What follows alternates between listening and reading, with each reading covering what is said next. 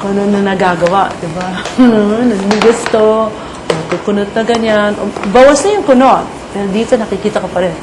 Bigas. So, ang tawag yung compensatory. You're trying to make up for actually what the problem is, which is kulang yung hininga. Yan. So, that's what we're going to be very, very picky about. Everybody stand up. Ang gagawin, ang ulam ko, gagamitin muna natin itong Celia para mahanap nyo yung posture nyo isa-isa. Ang pagkain, hindi, sige. We warm pa siya, lalamig, sayang. Kimamaya. Alrighty. Okay, now, feet shoulder width apart, one foot slightly in front of the other. Ito, go do the extreme first. Kasi ilan sa inyo medyo nako-confuse pa dito. Yung extreme, yung all the way back. Right? Okay. Sige, gawin nyo mo lahat. Then, do the extreme, all the way front. Sobra. Ngayon, hanapin nyo yung gitna. Para kang tumangkad. Precisely. Kasi, in this position, ito, rib cage up.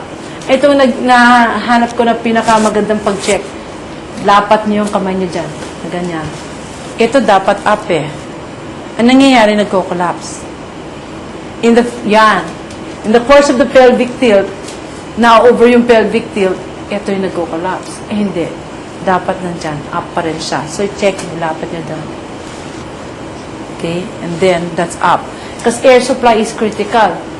Pag dito, nabe-break, maski na sa pagsayaw, ganun pa rin. See, dancing, you keep that posture. So, rib cage does not collapse even when you're singing. Maski na sumasayaw na kayo.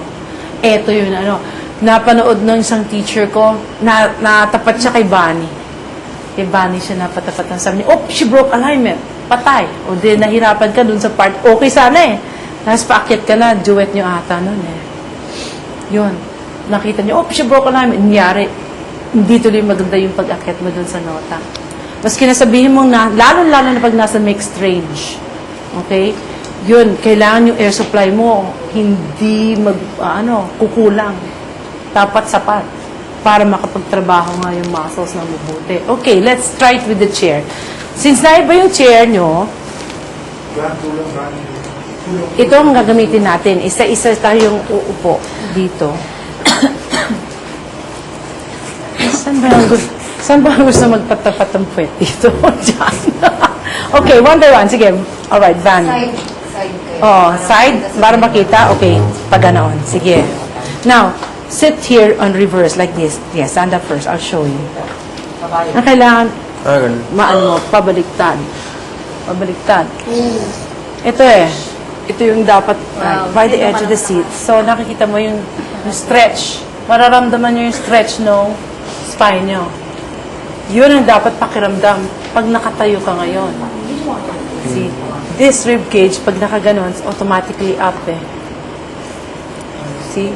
So, lapat na lapat to. Sige, one by one, let me check. So, sit dito sa edge ng upuan. By the edge pa. Sige. Just a little bit. Yan. Sige. Tapos hawakan ito. See? Okay. See the difference? Nakalapat. Ito. See how high your rib cage is. Ngayon, dapat, sa pagkanta din, ganyan din. Yan. Tayo ka. Keep that. See how tall? Okay, medyo, yan. See how tall? Kumbaga, ang spine mo ngayon, chok, mas stretch. Yes. Ngayon, take that breath. Sige, inhale, exhale. Okay, see?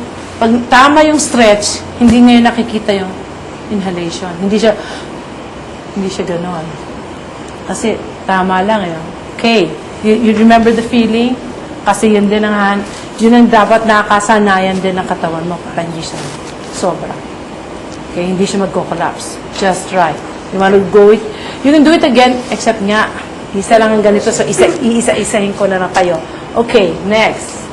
Narni. You can sit down first. Okay, so, you're by the edge. Okay, you can put your hands there. Yan. Sitin mo. Yes, there. See how that feels?